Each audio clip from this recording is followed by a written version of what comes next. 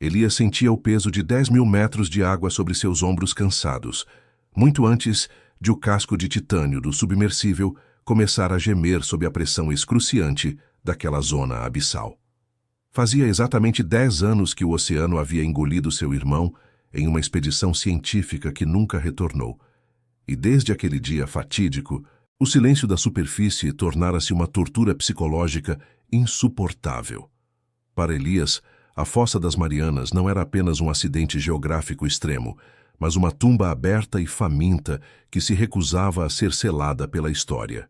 Movido por uma nova pista sonora, captada clandestinamente, em uma frequência proibida, ele ignorou todos os protocolos da base, desativou o rastreamento eletrônico de segurança e mergulhou sozinho naquela escuridão absoluta e fria. A obsessão era um motor muito mais potente que qualquer propulsor nuclear de última geração.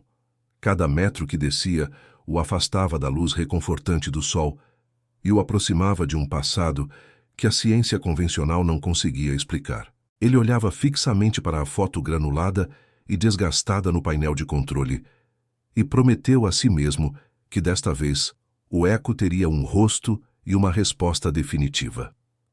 A cerca de 2.000 metros de profundidade, os faróis potentes do submersível cortaram uma névoa espessa e viscosa de detritos orgânicos. Foi nesse ponto exato que ele encontrou o primeiro horror visual, o cemitério de redes fantasmas. Quilômetros de malhas de nylon e polímero, descartadas por décadas de pesca predatória, flutuavam ali como teias de aranha colossais e esqueléticas. Elas haviam estrangulado sistematicamente toda a vida marinha que cruzou seu caminho. Restos de peixes abissais e carcaças de cetáceos estavam presos, suas formas distorcidas pela compressão extrema da água.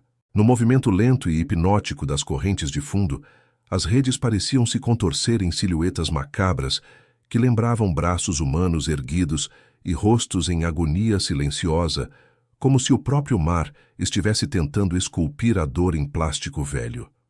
Elias sentiu um calafrio percorrer sua espinha dorsal. Aquelas redes não pareciam apenas lixo acumulado, mas armadilhas deliberadas, que aguardavam pacientemente por algo muito maior e mais complexo do que meros peixes. Descendo ainda mais nas profundezas desoladas, o cenário tornou-se um pesadelo estagnado e sepulcral. No leito oceânico, Elias deparou-se com os lagos de Salmoura, conhecidos entre os especialistas como as piscinas da morte. Eram grandes reservatórios subaquáticos de água hipersalina, tão densos que não se misturavam com o oceano ao redor, criando uma superfície espelhada e visível sob a água. Essas piscinas possuíam uma beleza hipnótica, porém cruel. Nas suas margens tóxicas, carcaças de criaturas que haviam morrido há décadas jaziam perfeitamente preservadas pela química agressiva, sem qualquer sinal de decomposição natural. Havia uma imobilidade eterna sob aquele espelho líquido negro. Elias observou um caranguejo gigante na borda, intacto em cada detalhe, mas sem vida há gerações. Era um museu do esquecimento absoluto, onde o tempo parecia ter sido suspenso para manter o horror intacto para qualquer intruso que ousasse olhar para o fundo. O ar dentro da cabine apertada começava a ficar pesado e com um gosto metálico. O sistema de reciclagem de oxigênio emitia um zumbido constante, mas o som que realmente perturbava a mente de Elias vinha diretamente do rádio de baixa frequência. No início, era apenas estática comum, um chiado branco que se misturava ao bater acelerado do seu próprio coração contra as costelas. Então, uma sílaba clara emergiu da interferência dilacerante. Uma voz familiar, carregada de uma saudade e um cansaço impossíveis, sussurrou seu nome através dos alto-falantes. Elias apertou os controles com tanta força que os nós dos seus dedos ficaram brancos. Era a voz inconfundível de seu irmão desaparecido. Elias, você está finalmente chegando? A voz parecia emanar de todos os lados e de lugar nenhum ao mesmo tempo, desafiando a lógica.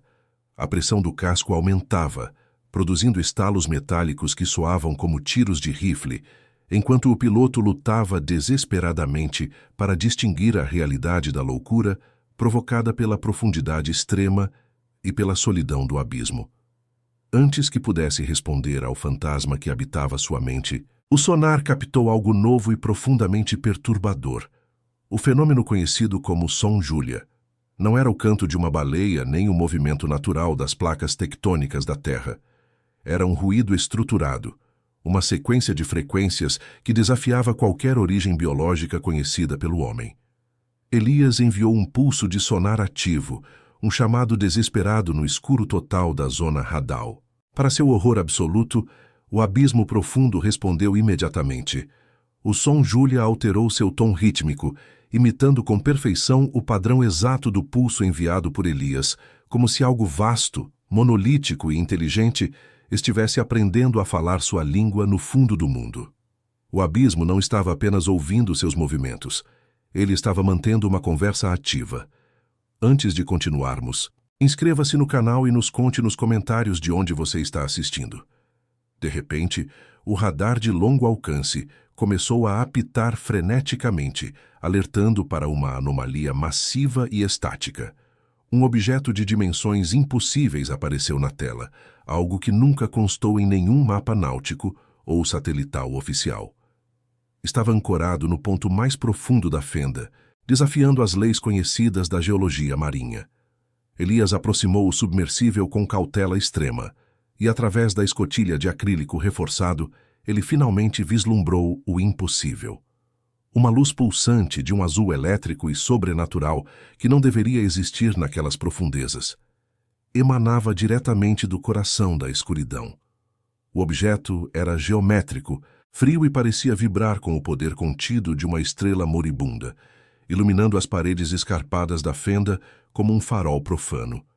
Elias percebeu, com um aperto sufocante no peito, que seu irmão não tinha apenas desaparecido no azul. Ele tinha encontrado a entrada para algo que a humanidade nunca deveria ter perturbado.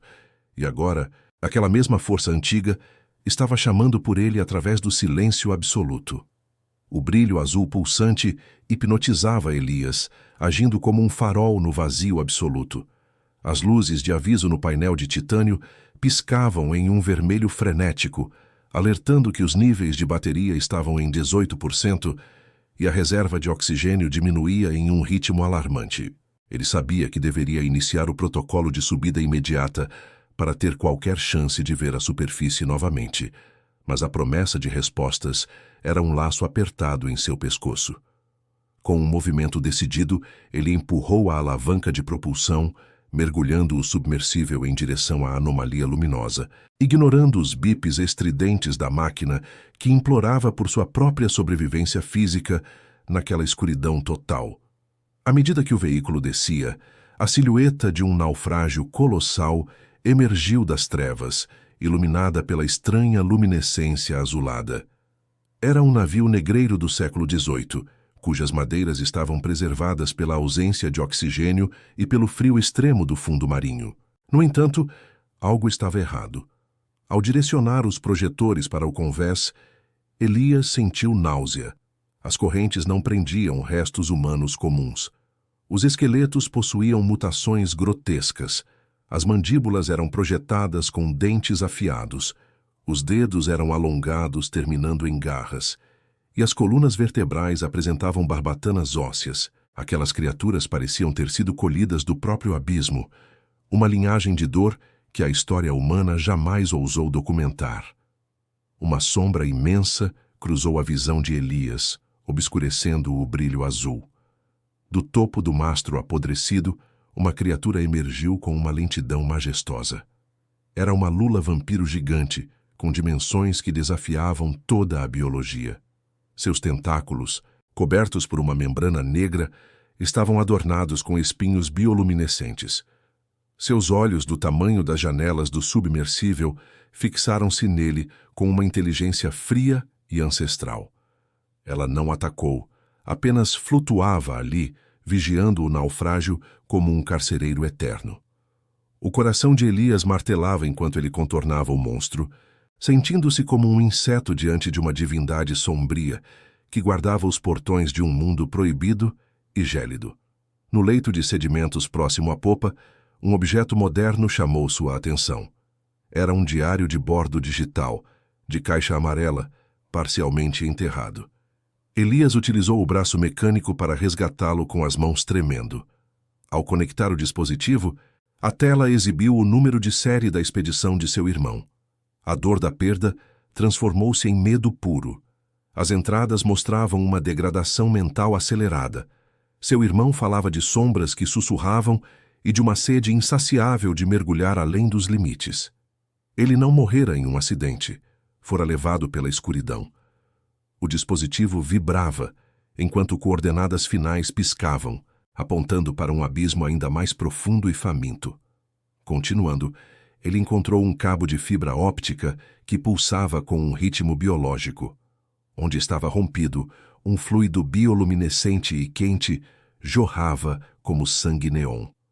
O cabo parecia parte de um sistema nervoso planetário.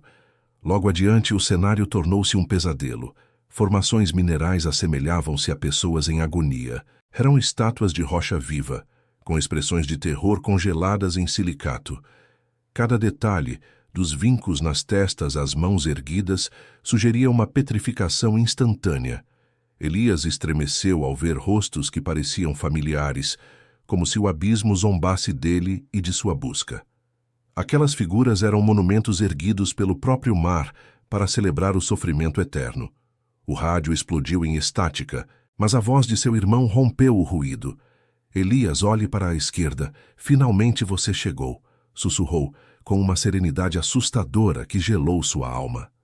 O sinal vinha de dentro de uma fenda geológica impossível, uma rachadura que desafiava todos os mapas conhecidos.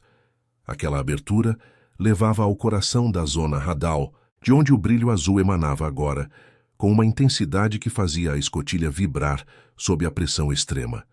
Elias percebeu que a voz não vinha apenas do rádio, mas de algum lugar profundo dentro de sua própria mente, ecoando através das paredes de titânio do submersível, como se o abismo finalmente tivesse encontrado a chave para abrir suas memórias mais dolorosas e mais perigosamente bem guardadas. A fenda se abria diante de Elias como uma ferida pulsante na crosta do mundo, exalando um calor denso que desafiava a lógica das profundezas gélidas. Ao cruzar o limiar daquela rachadura geológica, os sensores do submersível registraram algo impossível. A temperatura da água subia drasticamente até atingir níveis tropicais, e a concentração de oxigênio saturava o líquido de maneira artificial. A pressão, que deveria tê-lo esmagado como uma folha de papel, parecia estabilizar-se em uma bolha de física distorcida. Elias sentia o suor escorrer por seu rosto, enquanto manobrava entre colunas de basalto que se retorciam como tentáculos negros petrificados. O abismo não era apenas um lugar. Era um organismo vivo, consciente e acolhedor de uma forma perversa. Luzes de inundação revelaram o primeiro horror desta nova zona, o oitavo item de sua jornada.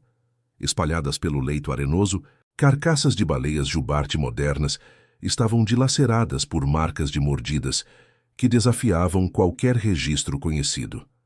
Cravados nos ossos brancos, dentes do tamanho de pratos de jantar brilhavam sob a luz artificial do veículo. Eram dentes de megalodonte, serrilhados e letais, provando que o predador ápice da pré-história nunca fora extinto, mas sim refinado pela escuridão da fenda, aguardando em um santuário de águas quentes que o tempo e a evolução esqueceram. A ideia de que monstros do passado governavam o presente fez a mão de Elias tremer no controle de direção. Mais adiante, a topografia marinha revelou a nona descoberta, algo que desafiava a arqueologia.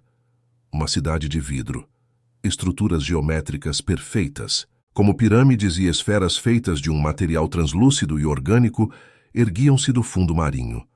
Elas não pareciam construídas por mãos, mas sim cultivadas como corais inteligentes. Essas edificações vibravam em uma frequência tão poderosa que o casco de titânio do submersível começou a apresentar microfissuras. O som não era ouvido, era sentido diretamente nos ossos, uma canção hipnótica de cristais que ameaça desintegrar toda a tecnologia humana. Elias estava navegando em solo sagrado, onde a geometria era a linguagem da divindade abissal. No centro dessa metrópole silenciosa e luminosa, Elias finalmente encontrou o que buscou por uma década. O submersível de seu irmão estava lá, pousado com delicadeza sobre um pedestal de coral vítreo. Estava intacto, sem um único arranhão, como se tivesse sido colocado ali apenas alguns minutos atrás, por mãos invisíveis. No entanto, ao aproximar sua câmera da escotilha, Elias não encontrou nenhum corpo. O interior estava vazio de vida, mas repleto de memórias flutuantes. Fotografias da infância deles, relógios e pequenos objetos pessoais que deveriam estar na superfície. O verdadeiro monstro do oceano não era uma besta de dentes, mas o próprio abismo, uma entidade senciente que se alimentava de memórias e consumia a identidade daqueles que ousavam decifrar seus mistérios. Foi então que ele atingiu o ponto mais profundo, onde a fenda terminava em uma superfície negra e perfeitamente lisa. O 10º item, o espelho do abismo. Não era água, nem rocha, mas uma membrana de escuridão absoluta. Quando Elias posicionou o submersível diante dela, o reflexo que retornou não foi o de sua máquina. O espelho mostrava uma versão de Elias que nunca havia saído da superfície. Um homem que sorria sob o sol de uma manhã de verão, vivendo uma vida de paz e ignorância. O abismo oferecia a ele uma troca, a verdade em troca de sua existência ou o esquecimento em troca de sua sanidade. A voz de seu irmão ressoou uma última vez através do rádio, não como um pedido de socorro, mas como um aviso de despedida. Elias entendeu finalmente que seu irmão não queria ser salvo. Ele havia se tornado parte do segredo, um guardião voluntário daquela fronteira entre o mundo conhecido e o indescritível. Para salvar a humanidade daquela verdade devoradora, Elias precisava aceitar a perda e partir. Com o oxigênio marcando apenas 2% e a estrutura da cabine rangendo sob a vibração da cidade de vidro, ele acionou os motores de emergência e iniciou a subida frenética. A ascensão foi um borrão de dor e descompressão. Elias emergiu nas águas agitadas do Pacífico segundos antes de seu suprimento de ar se esgotar completamente, o sol cegando seus olhos desacostumados à luz. Ele sobreviveu, mas não voltou sozinho. Em sua unidade de armazenamento, ele trazia consigo a gravação da cidade de vidro e do espelho, uma prova irrefutável de que não estamos sozinhos no fundo do mar. Enquanto ele olhava para o horizonte, percebeu que a água ao redor do navio de resgate estava começando a borbulhar de uma forma estranha. O abismo não estava mais satisfeito em apenas guardar segredos. As sombras que ele vira lá embaixo estavam começando a subir para a superfície, e o mundo logo descobriria que o oceano está prestes a reclamar o que sempre foi seu.